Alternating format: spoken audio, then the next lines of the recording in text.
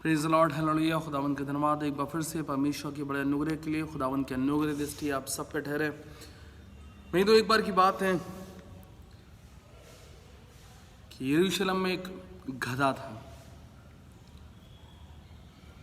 और यरूशलेम के विजय प्रवेश के दिन जब वो यीशु मसीह के साथ था, यीशु मसीह उसकी पीठ के ऊपर बैठकर जब यरूशलेम में प्रवेश करते हैं तो बहुत सारे लोग अपने अपने कपड़ों को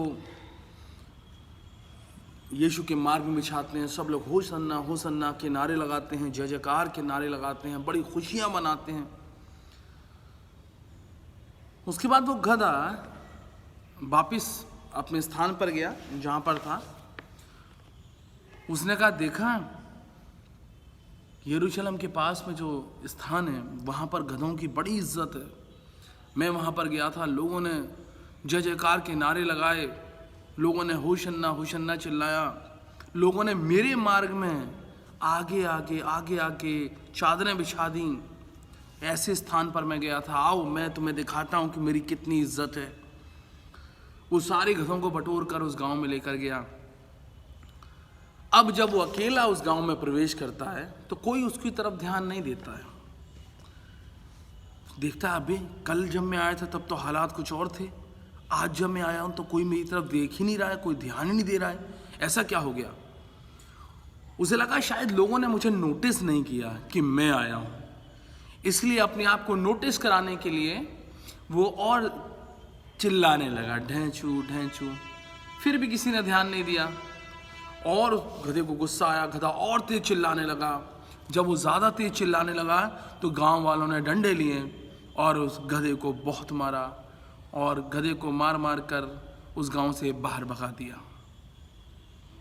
गांव से बाहर निकलने के बाद उसने एक आदमी से पूछा कि भाई, जब मैं कल इस स्थान पर आया था तब लोगों ने मेरा इतना सम्मान किया था, लेकिन आज जब मैं इस स्थान पर आया हूं तो कोई मुझे पूछ ही नहीं रहा, कोई मुझे नोटिस नहीं कर रहा, इनफैक्ट मुझे डंडों से मार रहे हैं। ये क्या बात है? ये कैसे गांव के लोग हैं?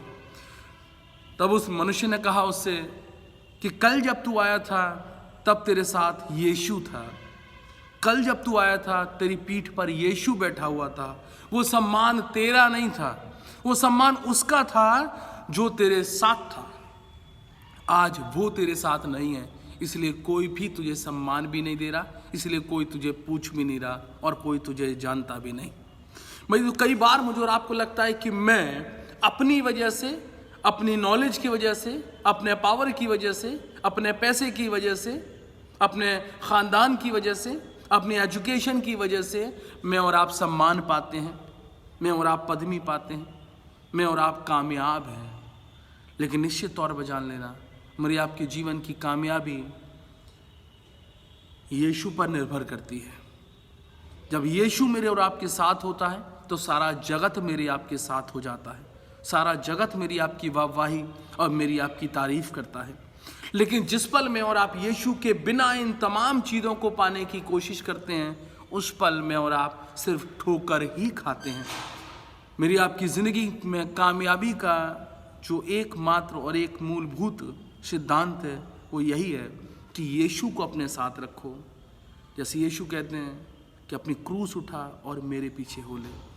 मेरे तो हम सब अगर कामयाब होना चाहते हैं, सरफराज होना चाहते हैं, तो अपनी ज़िंदगी में यीशु के साथ बने रहें, क्योंकि यीशु ही है जो सारी बरकतें, सारी आशीषें और सारी नियामतों को देने वाला खुदावंद है। यीशु ने कहा, यदि तुम मुझ में बने रहो और मेरा वचन तुम में बना रहे तो तुम जो कुछ मेरे पिता से मेरे नाम से मांगोगे तुम्हारे लिए हो जाएगा।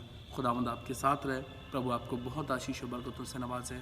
मसीह यीशु में रेवरेंड यूसुफ दास का आपको सलाम पहुँचे।